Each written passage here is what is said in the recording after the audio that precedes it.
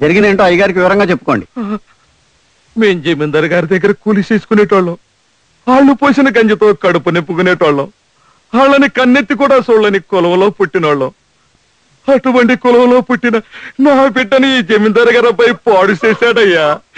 దాని జీవితం నాశనం చేసేశాడు. ధర్మప్రభులు, దానికి న్యాయం మీరే చెయ్యాలి బాబయ్యా.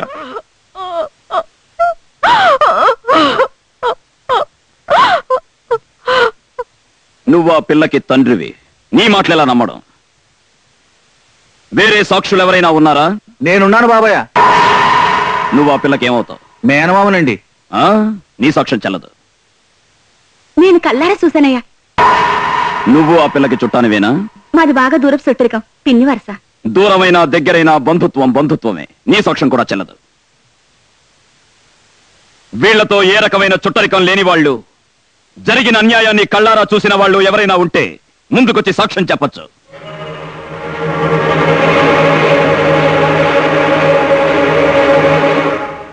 మీరెవ్వరికీ భయపడాల్సిన అవసరం లేదు. మనమందరం భయపడాల్సింది ఆ భగవంతుడికి, మన మనస్సాక్షికి. చెప్పండి.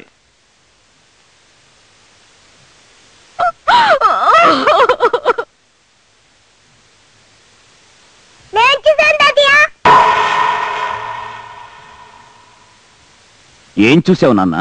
మామ ఈ అక్కని భుజం పైన వేసుకొని తీసుకెళ్ళాడు. అక్కేమో నన్ను కాపాడండి కాపాడండి అని అరిచింది. నేను వాళ్ళ వెనకాల పరిగెత్తాను. గాజుగుట్ట మీద ఉన్న పాత బంగ్లాలోకి అక్క తీసుకెళ్లి తలిపేశాడు. లోపల నుంచి అక్క ఏడుపులు కేకలు వినిపించాయి. అదే తాతయ్య నేను చూసింది. ఏరా నీతి లేని కుక్క! మన కింద పనిచేసే వాళ్ళకి తిండి బట్ట ఇచ్చి అండగా నిలబడి ఆశ్రయం ఇవ్వడం యజమానిగా మన ధర్మం. అలాంటిది నిన్నే నమ్ముకుని నీ పంచన పడున్న వాళ్ళ పడకనే పంచుకున్నావంటే మృగానికి నీకు తేడా లేదు. రాయ్ అయ్యా, గుళ్ళోకి వెళ్ళి అమ్మవారి పసుపు తాడు పట్ట. అట్టగదయ్యా. ఇదిగో అమ్మాయి, ఇలా రా. ఏ చేతులతో అయితే ఆ అమ్మాయి జీవితాన్ని నాశనం చేశావో అదే చేతులతో ఆ అమ్మాయి మెళ్ళో తాళి కట్టి కొత్త జీవితాన్ని ఇవ్వు. ఇదే ఈ పాపారాయుడు తీర్పు. పాపారాయుడు, నీ తీర్పు మార్చు. అయినా ఇలాంటి అలగాజనంతో ఆడుకోవటం మాలాంటి జమీందారులకు మామూలే. నేను నీ చెల్లెలి భర్తని, వీడు మాకు పుట్టిన బిడ్డ. కాస్త ముందు వెనక ఆలోచించి తీర్పు ఇవ్వడం నేర్చుకో. ఆపరా ఆపరా ఆపరా ఆపరా ఆపరా. అంతకు మించి ఒక్క మాట ఎక్కువ మాట్లాడితే నీ నాలుక చీరేస్తాను. నా కళ్ళల్లోకి సూటిగా చూసి మాట్లాడడానికి భయపడే నువ్వు నా తీర్పుకి ఎదురు చెప్తావా? ప్రాణాలు తీస్తాను. బంధాలు బంధుత్వాలు కాదురా నాకు కావలసింది. నాకు కావలసింది నీతి, న్యాయం, ధర్మం. పుట్టిన పుట్టుక కాదురా ముఖ్యం. నాకు ముఖ్యం జరిగిన అన్యాయం, జరగాల్సిన న్యాయం. ఈరా తాళి కట్టరా వెళ్ళి. పాపారాయుడు,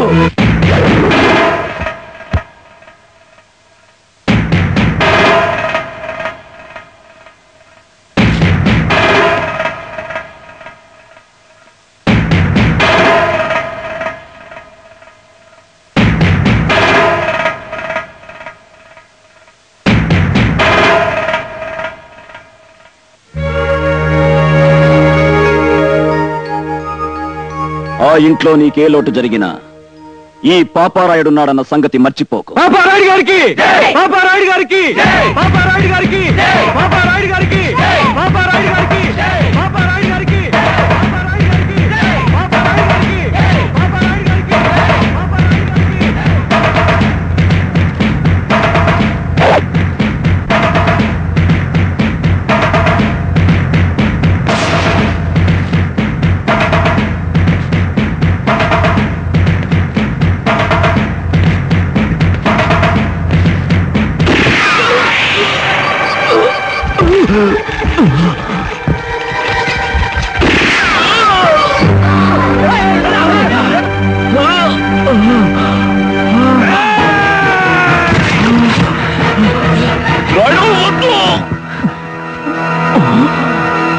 వద్దు, నా చెల్లెలి పసుపు కుంకాలు తుడి చెయ్యొద్దు.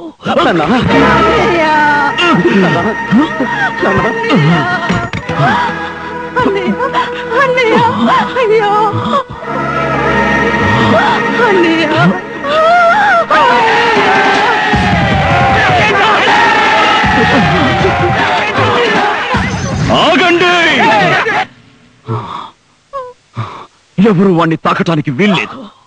చేసిన తప్పుకు వాడు శిక్ష అనుభవించే తీరాలి. ఈ రోజు నుంచి వాణ్ణి వాడి కుటుంబాన్ని 18 ఏళ్ల పాటు ఈ ఊరి నుండి వెలేస్తున్నాను. వాళ్ళతో ఎవరు మాట్లాడకూడదు. వాళ్ళింటి మంచి చెడ్లకు ఎవరు వెళ్ళకూడదు. ఆఖరికి వాళ్ళింట్లో పచ్చి మంచినీళ్లు కూడా ముట్టుకోకూడదు. దీన్నెవరు అతిక్రమించినా వాళ్ళకు కూడా ఇదే శిక్ష వర్తిస్తుంది. ఇదే ఈ పాపారాయుడు తీర్పు.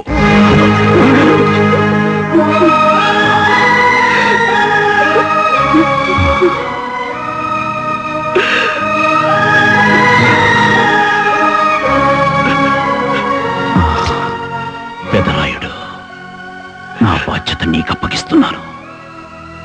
తీర్పు చెప్పేవాడి దృష్టిలో అందరూ ఒక్కటే. న్యాయం మన ఊపిరి, ధర్మం మన ప్రాణం. ఎప్పుడైతే మనం తప్పుడు తీర్పిచ్చామో ఆ క్షణమే మనం చచ్చిపోయినట్టు లెక్క.